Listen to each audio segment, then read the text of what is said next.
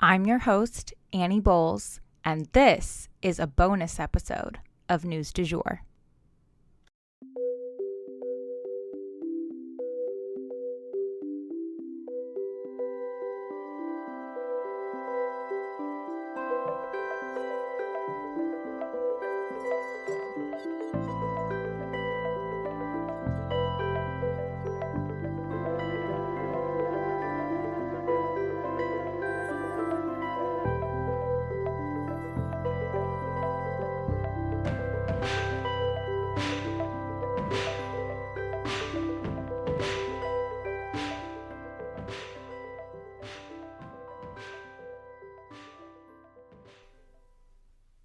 Hey everyone, and welcome back to a special episode for my maternity leave of News du Jour. I am covering today a true crime case, and this is going to be part of our special series on women's safety, and specifically, this is an MMIW case. So if you're not familiar with the MMIW movement, I would go ahead and pause right here and go and listen to our episode on that, because I think learning about the context of the MMIW crisis and movement as a whole will shed some really important light on this case. We don't typically cover true crime. This, I think, is like the third or fourth episode that I'm writing about a true crime case. So bear with me as I get my footing. You know, writing these episodes can be tough when there's so much detail and fact checking involved. And so I'm going to do my best to cover these cases just to raise awareness. That's the goal here, and to get you guys to participate in finding justice for cases that still do not have justice. That is the point of covering these, are not for entertainment. So just wanted to make that really clear right here at the top. But without further ado, we'll go ahead and jump into the case. So Kaysera Stop's Pretty Places was an Indigenous woman who was murdered in Montana, and her case still is in need of justice today. I'm going to start with who was Kaysera, but before we get into all of that, I wanted to remind you guys that there will be a call to action at the end of this episode to help get justice for Kaysera. So this isn't all in vain. There's things we can do, you guys, and there'll be links to all of the resources you might need in our show notes. So who was Kaysera? Kaysera Stop's Pretty Places was a young Crow woman. She was an athlete. Sports ran in her family. She played a ton of sports, from running to basketball, even football. But she was not strictly an athlete. She was also incredibly artistic. She loved to sing, draw, paint, and act. She actually suffered from undiagnosed dyslexia, but she was known to be a very passionate, smart, kind, and funny person, according to her family, and just someone you wanted to be around. And from the stories I've heard about her through our research, she was also incredibly brave. But on August 29th, 2019, Kaysera was found dead just days after turning 18, wrapped in a plastic tarp in someone's backyard, just over the fence from this very public path right on a busy road. Like, it was so busy and it was so close to the road that it's almost like you could toss something out of a moving car and have it land where Kaysera was found. But the biggest thing here is she was wrapped in plastic, you guys. People don't die of natural causes or kill themselves and then hop into some plastic afterwards. Someone clearly did this to her. Now, whether or not her death could have been accidental is potentially up for debate, but there was certainly someone else involved in wrapping and moving her body after the fact. So, what led up to this moment? Well, a lot. So, let's dive in. So, Kaysera was barely 18 years old when she died. She had not even graduated high school yet. There were two major events that happened prior to the day that she went missing that I think are worth touching on because they could potentially be related to what happened to her. Whether or not they were related, we still don't know, but they're too bizarre to overlook. A couple of months before she was found dead, Kaysera was actually kidnapped. That's right, kidnapped. She was in the process of boarding a bus in Missoula to go home when she was abducted before she made it on the bus. She found herself in the town of Pryor, which is actually the epicenter of a human trafficking and meth distribution center that is central to the MMIW crisis. Again, if you don't know what that is, go and listen to that episode from this series because it just sheds a lot of light on the overall situation. But she was one of the few who was able to get away. And according to her family in the Say Her Name documentary, Kaysera became privy to information about other missing girls when she was kidnapped. She was found dead less than 2 weeks later. So you guys can obviously see why I think that could be relevant. But believe it or not, right between her kidnapping and her death, another major sketchy occurrence took place. A week before her death, Kaysera attended this fair with her 15-year-old brother, who happened to be in a wheelchair. Some type of verbal dispute between Kaysera's brother and some police officers led them to begin beating her underage brother, who was disabled in a wheelchair at the time. Kaysera was obviously upset in seeing this and began to film the beating. She spoke to the officer on camera, demanding that he stop assaulting her brother. This was the same officer who would find her body just 1 week later and claim to the family that it was not Kaysera. He was also the officer that the family first tried to report her missing to, who suggested that she was just out partying. Brutally beating a child in a wheelchair could be enough to end a cop's career, and Kaysera had footage of that. The officers involved were actually investigated and punished, though this did not happen right away, and Kaysera went missing within the next week. So that's just too major of a coincidence to be ignored in the context of what all happened next. So now I want to go over kind of the timeline of events. Obviously those two are big pieces leading up to the timeline, but in terms of like her going missing, what exactly happened and what were her last known sort of whereabouts and movements and what she was doing. In the context of a missing person, it's always important to look at their last moments of life. Where were they last seen? What were they last doing? And in Kaysera's case, the night before she went missing, Kaysera was with her family member named Isabella and Isabella's boyfriend, Nastosi. He was known to be abusive against Isabella, which could be relevant here as well. According to the Going West podcast, a fight then broke out between Isabella and Natosi because Natosi did not want Isabella to leave with Kaysera. He reportedly was physically restraining Isabella. Apparently then, a police car nearby sounded their siren to kind of break things up between Isabella and Natosi, and everyone scattered immediately, running in different directions. Later on, Kaysera's friends said that they could not find her, after they'd all split up to kind of run from the police siren. They reportedly went to Natosi's house, but he would not let them in to look for her.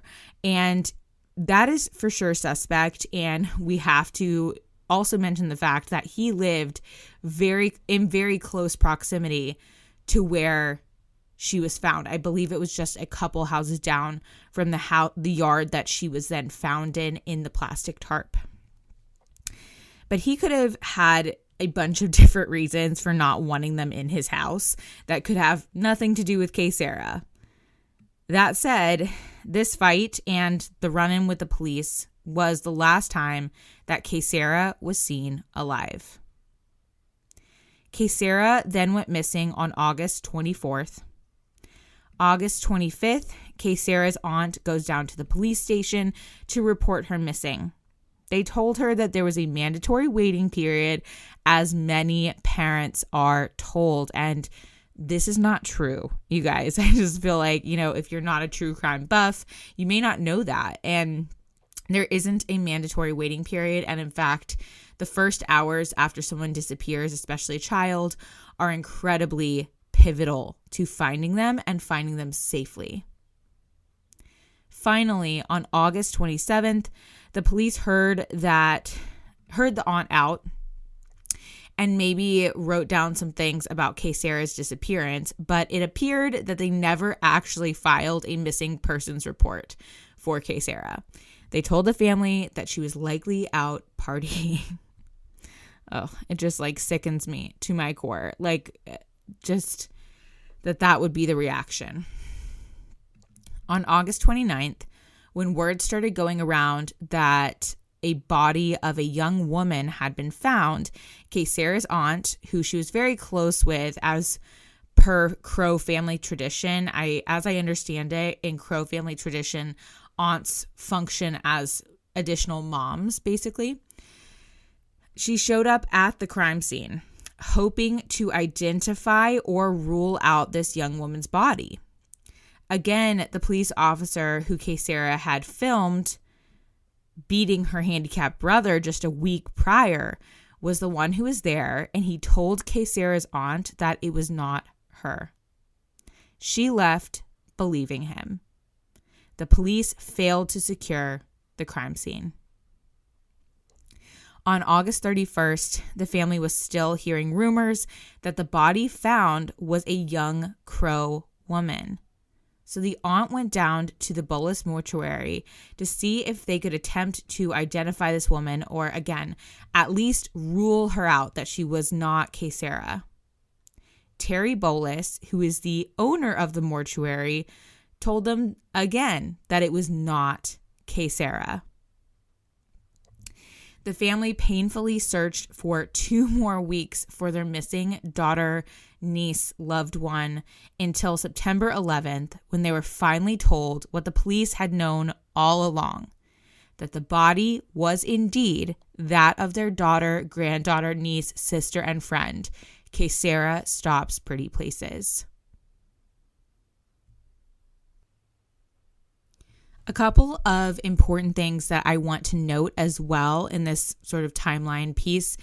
When they found the body, remember that the aunt was there. So she was seeing things. She couldn't see the exact person because they were wrapped in the plastic tarp. But she saw that the grass underneath the body was green when they lifted it up. This means that the body couldn't have been there very long, which makes sense, again, given that it was in such a public space.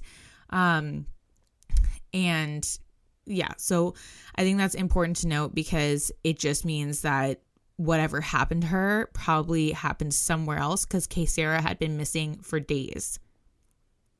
I also wanted to note that this was very, very close. Where her body was found was very, very close to the reservation, but not on the reservation. And in order to understand this, you definitely have to have the context of the MMIW crisis as a whole. There's so many laws that still exist today that are completely outdated or conflicting with one another that basically make jurisdiction really confusing. But if she had been found on the reservation, it would have been up to the native tribal courts to figure out what happened and try it first, potentially. But being off of the reservation by just a little bit made it the state's jurisdiction and basically put her case in the hands of the police. And just being so close, it's like half a mile off of the reservation, definitely sus. So real quick, we also need to talk about the yard that she was found in, because she was found in someone's like house, like their backyard, basically. It's kind of like an open area that like begins to be in their backyard. And when you see it on a video, it like makes it all kind of make sense. But obviously when there's a dead body found in someone's yard, you have to look at that person. You can't just like rule them out. But it was in this like, again, very open public space where anybody could see that it was there. So like, it doesn't really make sense that this person would be involved, because why wouldn't they have hid it further into their yard if they were involved with what happened to her? But obviously this would be a person of interest, and he was made a person of interest. But the family is fairly confident that he had nothing to do with this crime. First off, the body was found in the very public, easy to spot location on this man's property, almost like whoever put it there wanted it to be found. Secondly, it's also very important to note that this man lived practically next door to Natosi, remember, the very abusive boyfriend. So yeah, perhaps someone was trying to put it in his yard to frame him, or maybe it was Natosi who put it in his neighbor's yard. Either way, it seems like she either never left that area, or the person who placed her there wanted us to think that. Hope that makes sense. The man who owns the yard that she was found in is named Stephen Schaff. The way that this man found out about Kaysera's body being in his yard, assuming he didn't put it there himself, was his son calling him and saying, "Dad, they found a body in your yard." And he was in this nearby town for work, and what he said was, quote, that he was, quote unquote, flabbergasted by the discovery and has no relationship to Kaysera that anyone can find. Next, and probably most importantly, I want to go over the treatment of the family at the hands of law enforcement. So first off, the autopsy actually conflicted with what police told the family had happened to her.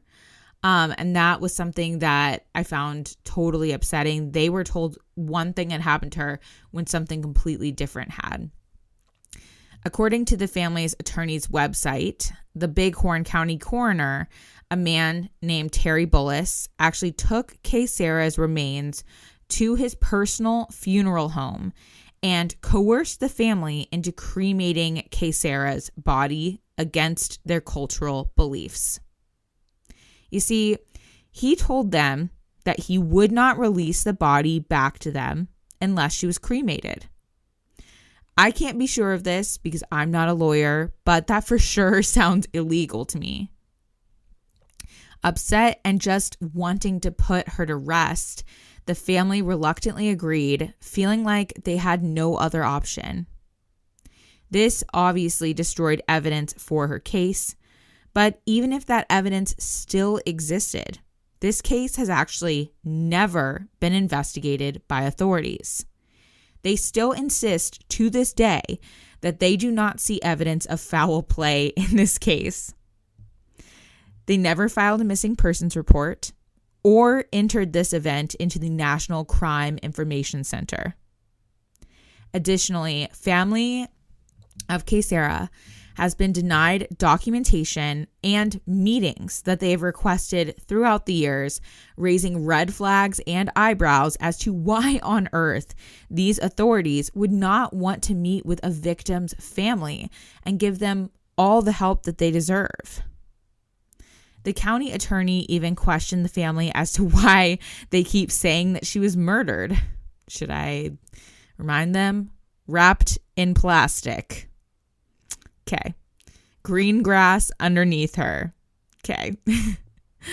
She wasn't laying there for all of those days. Somebody put her there. It's just so exhausting. Anyway, obviously, this is a case where we need the authorities to act and to act responsibly and to raise awareness that there is a literal murder that has gone completely uninvestigated, let alone unavenged. So I want to go ahead and ask you guys to do a couple things. First off, share this story. Share it on your social media. Share this episode if that's helpful to explaining the story. The date that she went missing was August 24th, and that's coming up. Definitely consider sharing this on your social media on that day and using the hashtag Justice for Kaysera. There's also a ton of places that you can donate to the MMIW crisis in general and helping find justice for all of the cases involved in MMIW. So I'm going to be linking tons of resources that direction in our show notes as well for every case that we cover related to MMIW. So that's yet another way that you can help. But sharing the story and raising awareness puts pressure on the police in that area that, you know, people in other areas of the country care about this and want to know. There's petitions you can sign, etc. So jump into the case, get involved, and thank you guys for listening. Let's do something here. If you enjoyed this episode, please consider becoming a patron of our podcast. For $7.99 a month, you can unlock tons of perks like breaking news text messages so that you're never out of the loop. Tons of bonus episodes are already up there ready for you to binge, and a discussion board full of networking opportunities and much more. Go to www.patreon.com/sugarfree media today to become a patron. This is the best way to support our show. Our patrons make News du Jour possible. But a couple other ways to support our podcast are rate and review on whatever podcast platform you use to listen, share on your social media, you have influence, tell your friends, family, and colleagues that you love News du Jour and why you listen. You can also follow us on social media under sugarfreemedia.co on Instagram, just sugarfree media, all one word, on TikTok, and sugarfree_media on Twitter. We also have a weekend newsletter called Dreamers Digest that's full of dreamy content recommendations for your weekend and a life update from yours truly. Sign up today on our website, www.sugarfreemedia.co. Our music is by Joey Lavoie and Nicholas Foster. Our cover art is by Hannah Pierce Photography. Our Sugar Free Media logo is by Catherine Jezik Designs. Any twinkling or little footsteps you might hear in the background are by my dog, Rhett. He's a rescue pup and always records with me. We appreciate you listening and look forward to telling you about the news again next time on News du Jour.